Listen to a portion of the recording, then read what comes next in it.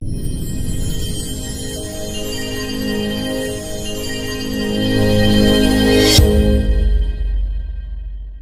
प्यारे विद्यार्थियों, आप सभी का आपके अपने YouTube चैनल पर स्वागत है।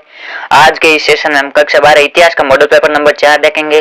ब्लूप्रिंट और 3 मॉडल पेपर हमने पिछली क्लास में देखे थे, जो इस चैनल पर प्ले लिस्ट के रूप में उपलब्ध है, आप वहां से जाकर देख सकते हैं। चलिए आज का सेशन शुरू करते हैं। इसमें आपके जो पेपर है वो 80 नंबर का रहने वाला है और आपको 3.25 घंटे पेपर हल करने के लिए मिलेंगे। और ये आपके निर्देश दिए गए हैं कि आपको पेपर पर सबसे पहले अपने रोल नंबर लिखने हैं और आपको सभी प्रश्न हल करने अनिवार्य है। जो उत्तर आपको दी गई उत्तर पुस्तिका में लिखने हैं, जिनमें आंतरिक खंड है यानी जिनमें एक से अधिक प्रश्न है या भाग है, उन सभी के एक ही साथ ही लिखने हैं। जैसे कि आपके तीसरे में 12 प्रश्न पूछे जाता है तो आपको तीसरे के पूरे 12 है वो एक जगह ही करने हैं। और 5 प्रश्न का उत्तर लिखने के पूरे प्रश्न का क्रमांक है वो अवश्य लिखे। आपको प्रश्न से पहले जो प्रश्न संख्या है वो एकदम सही लगानी है। आपके जो पहला प्रश्न है वो एमसीक्यू प्रश्न संबंधित रहने वाला है। इसमें आपके 18 एमसीक्यू पूछे जाएंगे। इसमें पहला है सिंधु सभ्यता का स्थल धोलावीरा निम्न में से किस राज्य में स्थित है। जो धोलावीरा है वो किस राज्य में? धोलावीरा गुजरात में है। इसमें आपके ऑप्शन बी है वो सही होगा। आगे दूसरा हरिसेन निम्न में से किसके राजकवि थे। जो हरिसेन है वो समुद्रगुप्त के राजकवि थे। इसमें आपके ऑप्शन सही होगा। और आपसे यह भी पूछा जा सकता है कि समुद्रगुप्त के इनमें से कौन राजकवि थे। समुद्रगुप्त के जो राजकवि वो हरिसेन थे। तीसरा हड़प्पा लिपि लिखी जाती है। जो हड़प्पा लिपि है वो किस ओर से किस ओर लिखी जाती है। हड़प्पा लिपि है वो दाईं ओर से बाईं ओर लिखी जाती है, जबकि जो अपनी भाषा हिंदी है, हिंदी की देवनागरी लिपि में बाईं ओर से दाईं ओर लिखा जाता है। चौथा है महाभारत की मूल भाषा है। महाभारत की मूल भाषा कौन सी? महाभारत की मूल भाषा है संस्कृत। इसमें आपके ऑप्शन ए है वो सही होगा। 5वां है जिन ग्रंथों में बुद्ध की शिक्षाओं का संकलन किया गया उन्हें क्या कहा जाता है। जिन ग्रंथों में बुद्ध की शिक्षाओं का संकलन किया गया उन्हें त्रिपिटक कहा जाता है। इसमें आपके ऑप्शन बी है वो सही होगा। आगे छठा प्रश्न है इब्न बतूता ने किस शहर को भारत में सबसे बड़ा बताया। इब्न बतूता के अनुसार भारत का जो दिल्ली शहर है वो सबसे बड़ा है। इसमें आपके ऑप्शन बी है वो सही होगा। आगे 7वां प्रश्न है किस चोल सम्राट ने संत कवि अपार सबंदर सुंदरार की धातु प्रतिमा एक शिव मंदिर में स्थापित करवाई। जो आपके प्रांतक प्रथम चोल सम्राट है उन्होंने संत कवि अपार सबंदर और सुंदरार की धातु प्रतिमा एक शिव मंदिर में स्थापित कराई थी। इसमें आपके ऑप्शन बी है वो सही होगा। आगे 8वां प्रश्न है किस मुगल सम्राट ने खंभात में गिरजाघर का निर्माण कराया। जो मुगल सम्राट हुमायूं है उन्होंने खंभात में गिरजाघर का निर्माण कराया। इसमें आपके ऑप्शन बी है वो सही होगा। आगे 9वां प्रश्न है विजयनगर पर शासन करने वाला प्रथम राजवंश कौन था। विजयनगर पर शासन करने वाला प्रथम राजवंश है वो संगम वंश था। इसमें आपके ऑप्शन बी है वो सही होगा। 10वां प्रश्न है दक्षिण भारतीय मंदिरों में भव्य गोपुरमों को जोड़ने का श्रेय किसे दिया जाता है। जो भव्य गोपुरम है उनको जोड़ने का श्रेय वो कृष्णदेव राय को जाता है। इसमें आपके ऑप्शन बी है वो सही होगा। आगे 11वां प्रश्न है किस मुगल शासक ने तंबाकू के प्रयोग पर प्रतिबंध लगाया था। जहांगीर ने वो तंबाकू के प्रयोग पर प्रतिबंध लगाया था। इसमें आपके ऑप्शन से है वो सही होगा। आगे 12वां प्रश्न है मुगल प्रांतों में एक प्रशासनिक प्रमंडल कौन सा था। मुगल प्रांतों में एक प्रशासनिक प्रमंडल है वो प्रज्ञा था। इसमें आपके ऑप्शन ए है वो सही होगा। जो प्रज्ञा था वो एक प्रशासनिक प्रमंडल था। आगे 13वां प्रश्न है धनी किसानों के लिए जिस शब्द का प्रयोग होता था वह है। जो धनी किसान थे उनके लिए जोतदार का प्रयोग होता था। इसमें आपके ऑप्शन बी है वो सही होगा। आगे 14वां प्रश्न है बाहरी लोग को संताल लोग क्या कहते हैं। जो बाहरी लोग होते हैं उनको संताल लोग है वो दिक्कू कहते हैं। इसमें आपके ऑप्शन से है वो सही होगा। आगे 15वां प्रश्न है छोटा नागपुर में कोल आदिवासियों का नेता कौन था। छोटा नागपुर में जो कोल आदिवासी थे उनके आपके नेता है वो गोनू था। इसमें आपके ऑप्शन ए है वो सही होगा। आगे 16वां प्रश्न है 19वीं सदी में शासनकाल 1868 से 1901 में भोपाल की नवाब कौन थी। भोपाल की नवाब वो शाहजहां बेगम थी। इसमें आपके ऑप्शन ए है वो सही होगा। आगे 17वां प्रश्न है काला विधेयक किसे कहा जाता है। जो काला विधेयक है वो रोलेट एक्ट को कहा जाता है। इसमें आपके ऑप्शन बी है वो सही होगा। आगे 18वां प्रश्न है गांधी जी ने नमक यात्रा यानी दांडी मार्च है वो कब की थी। मार्च 1930 में। इसमें आपके ऑप्शन ए है वो सही होगा। इस प्रकार आपके 18 एमसीक्यू पूछे जाएंगे और ये 18 एमसीक्यू अति महत्वपूर्ण प्रश्न है आपके, इनमें से परीक्षा में पूछे जा सकते हैं। उसके बाद दूसरा प्रश्न है रिक्त स्थानों की पूर्ति कीजिए। इसमें शिल्पाधिकारम खालजा भाषा का महाकाव्य। जो शिल्पाधिकारम है वो किस भाषा का महाकाव्य। ये आपके तमिल भाषा का महाकाव्य है। दूसरा रिक्त स्थान 6ठी शताब्दी ईसा पूर्व से अधिकतर राज्यों से खालजा प्रणाली का अनुसरण करते थे। जो 6ठी शताब्दी ईसा पूर्व से अधिकतर राज्यों से पितृवंशिकता प्रणाली का अनुसरण करते थे। आगे तीसरा वे महापुरुष जो पुरुषों और महिलाओं को जीवन की नदी के पार पहुंचाते हैं उन्हें क्या कहा जाता है। वे महापुरुष जो पुरुषों और महिलाओं को जो जीवन की नदी होती है उसे पार कराते हैं उसे तीर्थंकर कहा जाता है। आगे चौथी खालजा बर्नियर ने भारत की स्थिति को यूरोप में हुए विकास की तुलना में किस प्रकार बताया। बर्नियर ने भारत की स्थिति को यूरोप में हुए विकास की तुलना में दयनीय बताया। आगे 5वां खालजा वह जमीन है जो 3 या 4 वर्षों तक खाली रहती है। जो चच्चर जमीन होती है वह 3 या 4 वर्षों तक खाली रहती है। आगे 6ठा प्रश्न है ईस्ट इंडिया कंपनी ने 1793 में खालजे का बंदोबस्त लागू किया। ईस्ट इंडिया कंपनी ने 1793 में इस्टमरारी बंदोबस्त लागू किया। ये आपके बंगाल से संबंधित है, आपको यह विशेष रूप से ध्यान में रखना है, किसने लागू किया, कब किया और कहां से संबंधित है।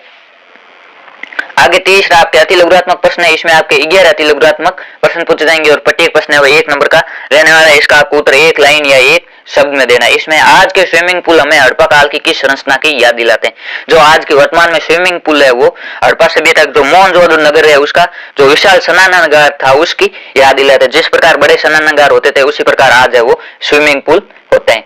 दूसरा है आरंभिक समाज में बहिर्विवाह पद्धति से क्या तात्पर्य था। जो बहिर्विवाह पद्धति है उसे क्या अर्थ है। बहिर्विवाह पद्धति का अर्थ होता है गोत्र से बाहर विवाह करने की पद्धति है वो बहिर्विवाह पद्धति कहलाती है।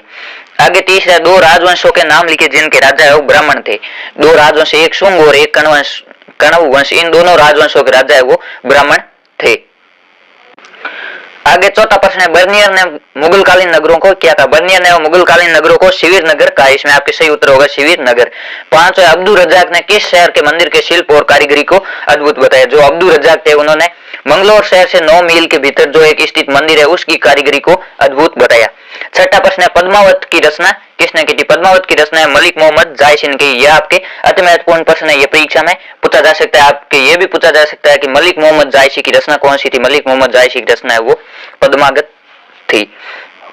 आगे सातवां प्रश्न है गुरु नानक ने अपने बाद किस अनुयायी को है वो गुरु पद पर आसीन किया। गुरु नानक ने अपने जो अनुयायी अंगद है उनको अपने गुरु पद पर आसीन किया। आगे 8 प्रश्न है जिन्स ए कामिल फसल के बारे में बताइए। जो जिन्स ए कामिल क्या होता है। जिन्स ए कामिल सर्वोत्तम फसलें थी जैसे कपास और गन्ना की फसलें। जो फसलें सबसे उत्तम थी उन्हें जिन्स ए कामिल फसलें कहा जाता है। इसमें मुख्य रूप से कपास और गन्ना को माना जाता है।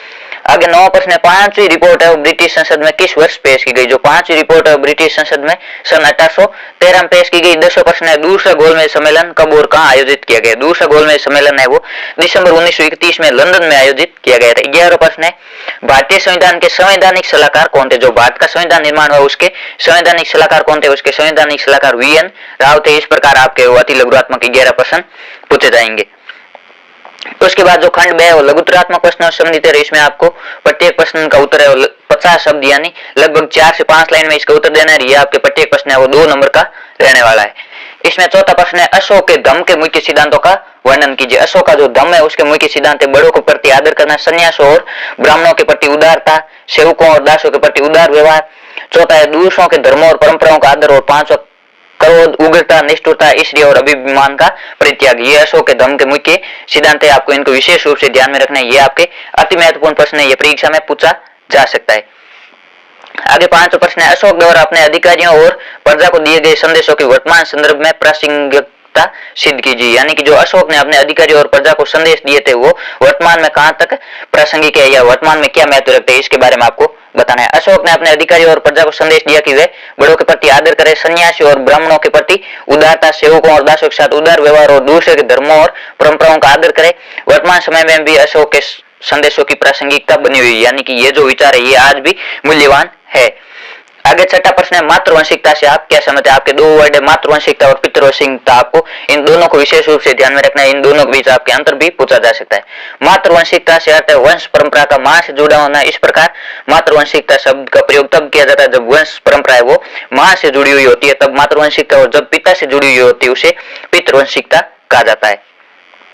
आगे 7वां प्रश्न है अल-बरूनी द्वारा लिखित किताब-उल हिंद की विशेषता बताइए। जो किताब-उल हिंद है जो अल-बरूनी ने लिखी थी उसकी कोई 2 विशेषता आपको बतानी। किताब-उल हिंद है वो अरबी भाषा में लिखी गई। इसकी भाषा और सरल और स्पष्ट है। इसमें धर्म और दर्शन, त्यारों, खगोल विज्ञान, कीमिया, रीतियों तथा प्रथाओं, सामाजिक जीवन, भार तोल, मापन विधियों, मूर्ति कला, कानून, ताप मंत्र, विज्ञान आदि विषयों का विवेचन किया गया। ये आपके जो किताब-उल हिंद है इसकी विशेषताओं को आपको विशेष रूप से ध्यान में रखना है।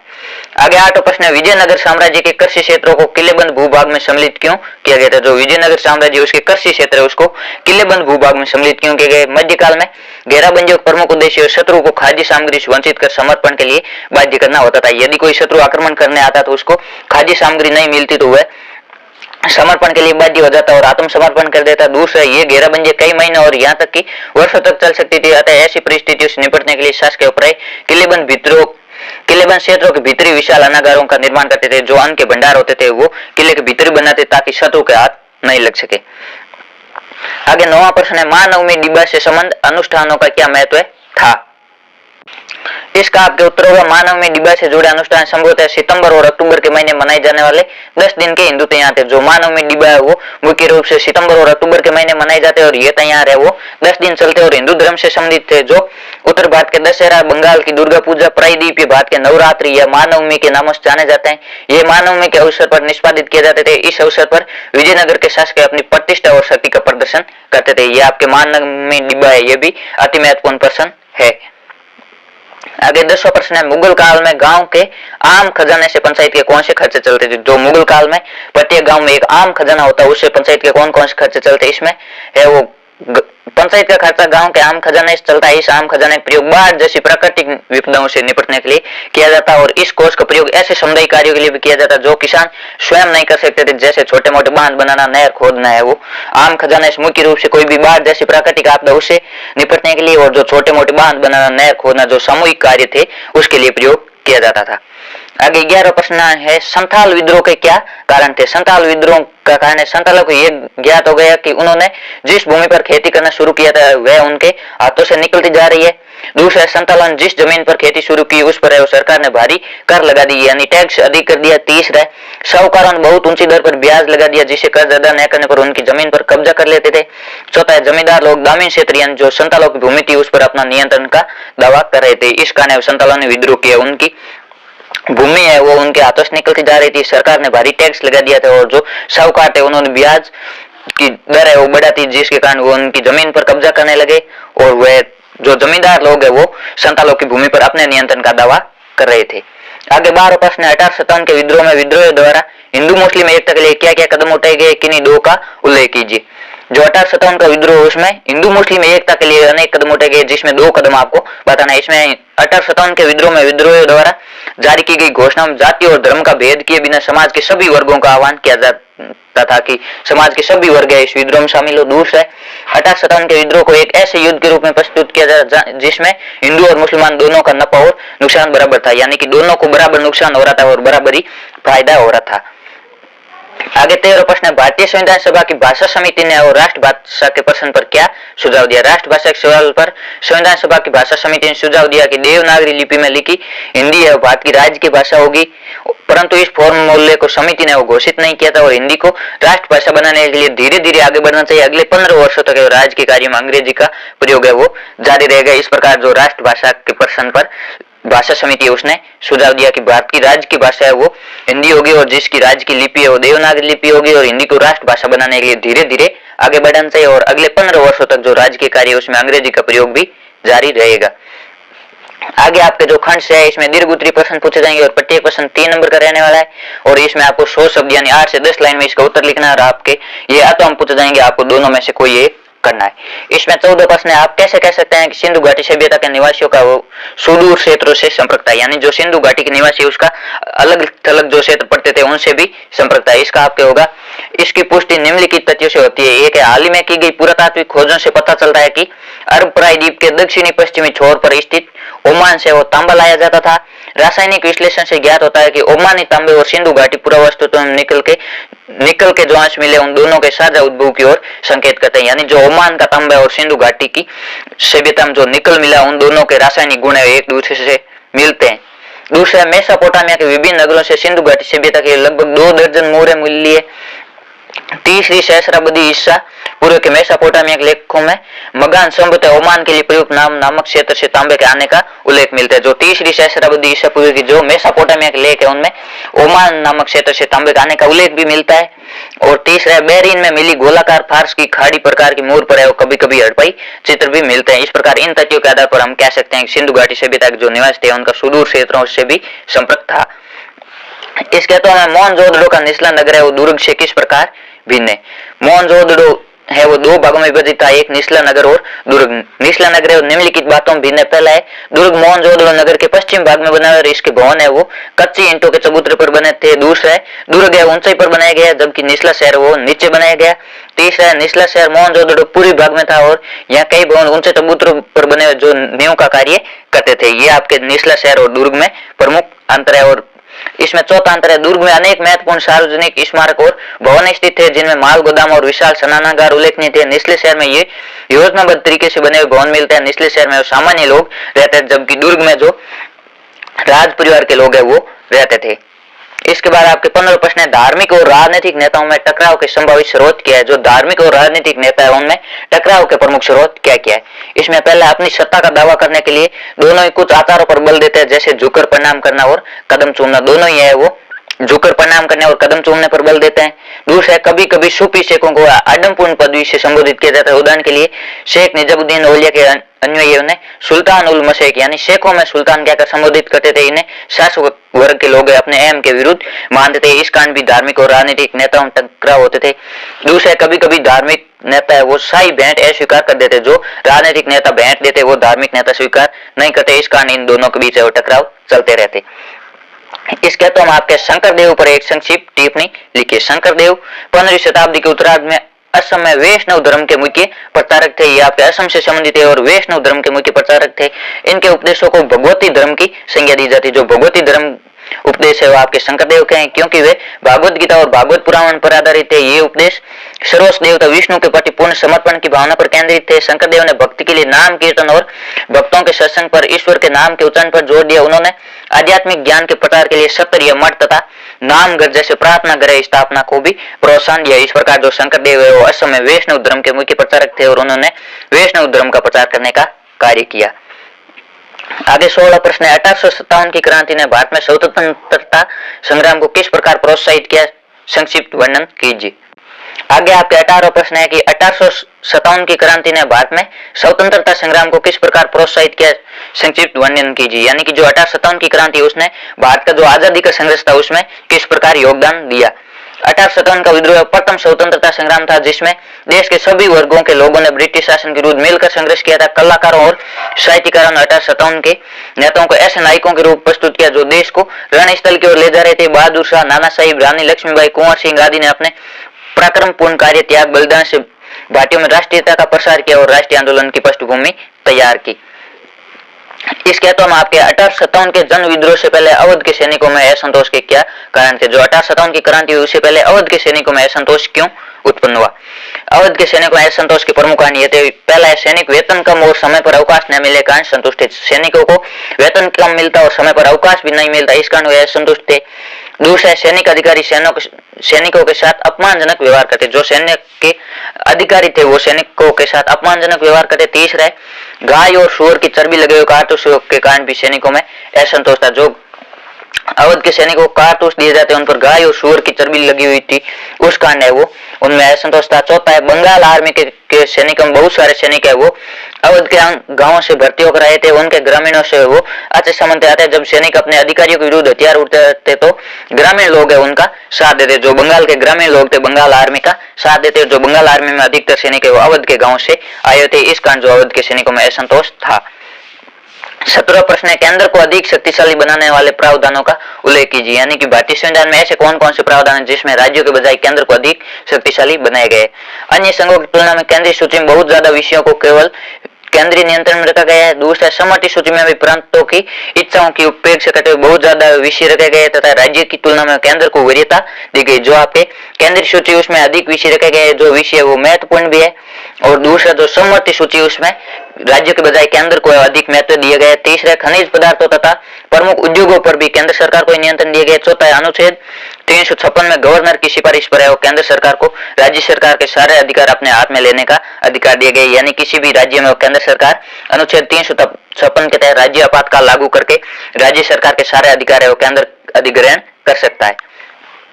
इसके तो हम आपके नेहरू जी ने अपने उद्देश्य प्रस्ताव में अमेरिकी व फ्रांसीसी संविधान सभा में हमको प्रेरणा लेने की बात कही क्यों। यानी कि जो नेहरू जी उन्होंने उद्देश्य प्रस्ताव में कहा कि जो अमेरिकी और फ्रांसीसी संविधान सभा है उससे हमको प्रेरणा लेनी चाहिए, ऐसा नेहरू जी ने क्यों कहा। नेहरू जी ने अपने उद्देश्य प्रस्ताव में अमेरिकी और फ्रांसीसी संविधान सभाओं का उल्लेख करते हुए कहा कि जिस प्रकार उन्होंने अनेक कठिनाइयों का सामना करते हुए संविधान के निर्माण का कार्य पूर्ण किया, उसी प्रकार हम भी उन संविधान सभाओं की तरह अपना संविधान बनाकर ही दम लेंगे, चाहे कितनी परेशानियां और रुकावट आए। हम भी उनकी तरह एक कालजयी संविधान का निर्माण करेंगे जो हमारी जनता के स्वभाव के अनुकूल होकर उसकी समस्या का समाधान प्रस्तुत करेगा। कालजयी का अर्थ होता है जो कभी समाप्त नहीं होता। हमारा संविधान भी उन संविधानों की तरह ही लोकतंत्रात्मक, धर्मनिरपेक्ष और सामाजिक आर्थिक न्याय को स्थापना करने वाला होगा। नेहरू जी ने कहा कि बीच संविधान बनाने में चाहे कितने भी कठिनाई आए, लेकिन संविधान बनाकर ही दम लेंगे। जिस प्रकार अमेरिकी और फ्रांसीसी संविधान बना, तब भी संविधान सभा के सामने अनेक कठिनाइयां आई थी। उसके बाद आपके जो खंड है वो निम्नात्मक प्रश्न संबंधित है और इसकी आपके उत्तर सीमा है वो 250 शब्द है और प्रत्येक प्रश्न है 4 नंबर का रहने वाला है। इसमें भी आपके अर्थों में वो पूछे जाएंगे। आपको 250 यानी 20 से 25 लाइन में इसका उत्तर लिखना है, लगभग एक पेज। इसमें 18 बौद्ध धर्म के प्रमुख सिद्धांतों का वर्णन कीजिए। जो बौद्ध धर्म है उनके प्रमुख सिद्धांत या बुद्ध की शिक्षाएं कौन सी? बुद्ध की शिक्षा या बौद्ध धर्म के सिद्धांत। बुद्ध की प्रमुख शिक्षाएं वो निम्नलिखित है। पहला, विश्व अनित्य। बौद्ध दर्शन के अनुसार विश्व अनित्य और निरंतर परिवर्तन हो रहा है। यह आत्मविहीन है क्योंकि यहाँ कुछ भी स्थायी या शाश्वत नहीं है। बुद्ध की दूसरी शिक्षा मध्यम मार्ग। बुद्ध का कहना था कि न तो मनुष्य को घोर तपस्या करनी चाहिए और न ही अधिक भोग विलास में लिप्त रहना चाहिए। मध्यम मार्ग अपनाना चाहिए। तपस्या भी करनी चाहिए और भोग विलास में है वो अधिक नहीं होना चाहिए, थोड़ा बहुत होना चाहिए। तीसरा है भगवान का होना या न होना अप्रासंगिक है। बौद्ध धर्म की प्रारंभिक शिक्षा में भगवान का होना या न होना अप्रासंगिक था। तीसरा है चौथा है समाज का निर्माण मनुष्य द्वारा किया जाना। बुद्ध मानते थे कि समाज का निर्माण मनुष्यों ने किया था, न कि ईश्वर ने। पांचवा है व्यक्तिगत प्रयास पर बल। बुद्ध के अनुसार व्यक्तिगत प्रयास से सामाजिक प्रयास को बदला जा सकता था। छठा, व्यक्ति केंद्रित हस्तक्षेप और सम्यक कार्य पर बल। बुद्ध ने जन्म मृत्यु के चक्कर से मुक्ति, आत्मज्ञान और निर्वाण के लिए आत्म केंद्रित हस्तक्षेप और सम्यक कर्म पर बल दिया। और बुद्ध की सातवीं शिक्षा निर्वाण। बौद्ध धर्म के अनुसार निर्वाण का अर्थ था अहम और इच्छा का समाप्त हो जाना, जिसे ग्रह त्याग करने वालों के दुख के चक्कर का अंत हो सकता था। बुद्ध के अनुसार जो निर्वाण है उसका शाब्दिक अर्थ होता है अहम और इच्छा, यानी घमंड और इच्छा का समाप्त हो जाना सबसे बड़ा निर्वाण है। इसके अलावा हम आपके पौराणिक हिंदू धर्म की विशेषताओं का वर्णन कीजिए। जो पौराणिक हिंदू धर्म है उनकी कौन कौन सी विशेषताएं? इसका आपके पहला है पौराणिक हिंदू धर्म का उदय। पौराणिक हिंदू धर्म में भी मुक्तिदाता की कल्पना विकसित हो रही थी। इस पौराणिक हिंदू धर्म में दो परंपराएं प्रमुख थी। पहला वैष्णववाद, दूसरा शैववाद। वैष्णववाद में विष्णु को सबसे प्रमुख देवता माना जाता है और शैववाद में शिव परमेश्वर माना जाता है। इस प्रकार जो पौराणिक हिंदू धर्म में दो परंपराएं थी, पहली वैष्णववाद, दूसरी शैववाद। वैष्णववाद भगवान विष्णु को प्रमुख मानती और जो शैववाद है वो शिव को परमेश्वर मानती। दूसरा अवतारवाद। वैष्णववाद में कई अवतारों के चारों ओर पूजा पद्धतियां विकसित हुई। इस परंपरा के अंदर इस 10 अवतारों की कल्पना की गई। लोगों में यह मान्यता प्रचलित थी कि पापियों के बढ़ते प्रभाव के कारण जब संसार में अराजकता, अव्यवस्था और विनाश की स्थिति उत्पन्न हो जाती, तब संसार की रक्षा के लिए भगवान ने अलग अलग रूपों में अवतार लेते थे। तीसरा अवतारों को मूर्तियों में दिखाना। कई अवतारों को मूर्तियों के रूप में दिखाया गया। अन्य देवताओं की मूर्तियों का भी निर्माण किया गया। शिव को उनके प्रतीक लिंग के रूप में दिखाया जाता है, परंतु उन्हें कई बार मनुष्य के रूप में भी दर्शाया गया है। जो भगवान के अवतार माने जाते हैं उनको अलग अलग है वो मूर्तियों के रूप में दिखाया जाता है या उनके प्रतीक के रूप में दिखाया जाता है। जैसे शिव जी का प्रतीक है वो शिवलिंग बनाया जाता था। चौथा है पुराणों की कहानियां। इन मूर्तियों के उत्कीर्ण का अर्थ समझने के लिए इतिहासकारों को इनसे जुड़ी हुई कहानियों से परिचित होना पड़ता था। कई कहानियां प्रथम सहस्राब्दी के मध्य से ब्राह्मणों द्वारा रचित पुराणों में पाई जाती है। इनमें देवी देवताओं की भी कहानियां प्राय इन्हें संस्कृत श्लोकों में लिखे गए। इन्हें ऊंची आवाज में पढ़ा जाता जिसे कोई भी सुन सकता था। यद्यपि महिलाओं और शूद्रों को वैदिक साहित्य पढ़ने सुनने की अनुमति नहीं थी, परंतु वे पुराणों को वे सुन सकते थे। जो महिला और शूद्र है उनको वैदिक साहित्य पढ़ने की अनुमति नहीं थी, लेकिन वो पुराणों को सुन सकते थे। पुराणों की अधिकांश कहानियां लोगों के आपसी मेल मिलाप से विकसित हुई। पुजारी, व्यापारी और सामान्य स्त्री पुरुष एक स्थान से दूसरे स्थान पर आते जाते अपने विश्वास और विचारों का आदान प्रदान करते थे। उदाहरण के लिए वासुदेव कृष्ण मथुरा क्षेत्र के प्रमुख महत्वपूर्ण देवता थे। कई शताब्दियों के दौरान उनकी पूजा देश के दूसरे प्रदेशों में भी प्रचलित हो गई थी। उसके बाद आपके 1900 प्रश्न है औपनिवेशिक सरकार द्वारा नमक को क्यों नष्ट किया जाता था? महात्मा गांधी नमक कर को अन्य करों की तुलना में अधिक दंडात्मक क्यों समझते थे? जो औपनिवेशिक सरकार यानी अंग्रेजी सरकार है वो नमक को नष्ट क्यों करती थी और जो महात्मा गांधी वो नमक पर जो कर लगाता उनको अन्य करों की अपेक्षा अधिक दंडात्मक क्यों समझते थे? इसका आपके औपनिवेशिक सरकार द्वारा नमक पर कर लगाया गया था। यह कर नमक की लागत का 14 गुना तक होता था। बिना कर अदा किए नमक का प्रयोग करने से रोकने के लिए ब्रिटिश सरकार उस नमक को जिससे लाभ कमा नहीं पाती थी नष्ट कर देती थी। वह देश की जनता को नमक के उत्पादन से रोकती थी। प्रकृति ने जिसे बिना किसी श्रम के उत्पादित किया था उसे भी नष्ट कर देती। ये उसकी अन्यायपूर्ण नीति की विशेषता कही जा सकती। सरकार बेरहम थी तथा भारतीयों की समस्या को है वो बिल्कुल भी नहीं समझती। जो ब्रिटिश सरकार है वो इसलिए नष्ट करती क्योंकि जिस नमक से उसको लाभ नहीं होता वह नष्ट कर देती और जो नमक पर लगा टैक्स था वो नमक की लागत का 14 गुना अधिक था। दूसरा, महात्मा गांधी नमक कर को अधिक दंडात्मक क्यों समझते थे? महात्मा गांधी नमक कर को इसलिए अन्य करों की तुलना में दंडात्मक मानते थे क्योंकि नमक है वो भोजन का अनिवार्य अंग है। इसे अमीर गरीब सभी प्रयोग करते हैं। नमक कर की मात्रा बहुत अधिक थी। ये लागत का 14 गुना तक लगाया जाता था। नमक हमारी राष्ट्रीय संपदा का मूल्यवान अंश था। इस पर लगाया जाने वाला कर है वो भूखे लोगों से 1000% से अधिक की उगाई की जाती थी। आम लोगों की उदासीनता कारण ये कर लंबे समय तक बना रहा। अब जनता जाग चुकी है, इसलिए इसको समाप्त करना ही था। इसलिए गांधी जी इसको दूसरों से अधिक दंडात्मक मानते थे। इसके तो हम आपके असहयोग आंदोलन एक तरह का प्रतिशोध था। कैसे? यानी कि जो असहयोग आंदोलन है एक बदला था। ये किस प्रकार? असहयोग आंदोलन है वो निम्नलिखित कारणों से एक प्रतिरोधी था। इसमें पहला है रोलेट एक्ट पास लेने के लिए वापस लेने के लिए प्रतिरोध। जो रोलेट एक्ट था उसको वापस लेने के लिए विरोध किए गए। ये आंदोलन गांधी जी के द्वारा ब्रिटिश सरकार द्वारा थोपे गए रोलेट एक्ट जैसे काले कानून को वापस लेने जन आक्रोश और प्रतिशोध प्रकट करने का लोकप्रिय माध्यम था। दूसरा है जलियांवाला बाग हत्याकांड के दोषियों को बचाने की कार्यवाही का प्रतिरोध। जो जलियांवाला बाग हत्याकांड में दोषी थे उनको अंग्रेज सरकार बचाने का कार्य कर रही थी, इसलिए असहयोग आंदोलन के तहत उनका भी विरोध किया गया। असहयोग आंदोलन इसलिए भी प्रतिरोध था क्योंकि भारत के राष्ट्रीय नेता उन अंग्रेज अधिकारियों को दंडित करवाना चाहते थे जिन्होंने जलियांवाला बाग में निर्दोष लोगों को संहार किया था और जलियांवाला बाग हत्याकांड में 400 से अधिक लोग मारे गए थे। तीसरा है खिलाफत आंदोलन के साथ सहयोग। असहयोग आंदोलन इसलिए भी प्रतिरोधात्मक आंदोलन था क्योंकि ये खिलाफत आंदोलन के साथ सहयोग करके देश के दो प्रमुख धार्मिक समुदायों हिंदू और मुसलमानों को संगठित कर औपनिवेशिक शासन का अंत कर देगा। जो असहयोग आंदोलन था वो खिलाफत आंदोलन के साथ चल रहा था जो मुस्लिम समुदाय के लोग चला रहे थे। इस प्रकार यह समुदाय दो प्रमुख धार्मिक समुदाय हिंदू और मुसलमानों को संगठित करने का प्रयास भी था। चौथा है सरकारी संस्थाओं और शिक्षा संस्थाओं का बहिष्कार। असहयोग आंदोलन के दौरान विदेशी शिक्षा संस्थाओं और सरकारी विद्यालयों और कॉलेजों का भी बहिष्कार किया गया। पांचवा वकीलों द्वारा सरकारी अदालतों का बहिष्कार। असहयोग आंदोलन में गांधी जी के आह्वान पर वकीलों ने अदालतों का बहिष्कार भी कर दिया। और छठा प्रश्न है मजदूरों द्वारा हड़तालें करवाना। इस व्यापक लोकप्रिय प्रतिरोध का असर कस्बों और शहरों में काम करने वाले मजदूरों पर भी पड़ा, उन्होंने हड़तालें कर दी। और सातवां है जनजाति और किसानों का प्रतिरोध। उत्तरी आंध्र की पहाड़ी जनजातियों ने वन कानूनों की अवहेलना शुरू कर दी। अवध के किसानों ने सरकारी लगान नहीं चुकाया। कुमाऊं के किसानों ने अंग्रेज अधिकारियों का सामान ढोने से मना कर दिया। और आठवां असहयोग आंदोलन को स्थगित करना। चोरा चोरी की हिंसात्मक घटना कारण गांधी जी ने 1922 में असहयोग आंदोलन को स्थगित कर दिया। फिर भी ये आंदोलन काफी सफल था। इस प्रकार हम कह सकते हैं कि असहयोग आंदोलन एक प्रकार का प्रतिरोध था। उसके बाद आपका जो 20वां प्रश्न है वो भारत के मानचित्र से संबंधित होगा। इसमें आपके 5 स्थान पूछे जाएंगे और 5 स्थानों का तो हम 5 स्थान और पूछे जाएंगे। प्रत्येक स्थान है वो 1 नंबर का रहने वाले। ये आपके पाठ्य पुस्तक से पूछे जाएंगे। इसमें पहला है मथुरा, दूसरा कालीबंगा, तीसरा दिल्ली, चौथा अलीगढ़ और 5वां अमृतसर।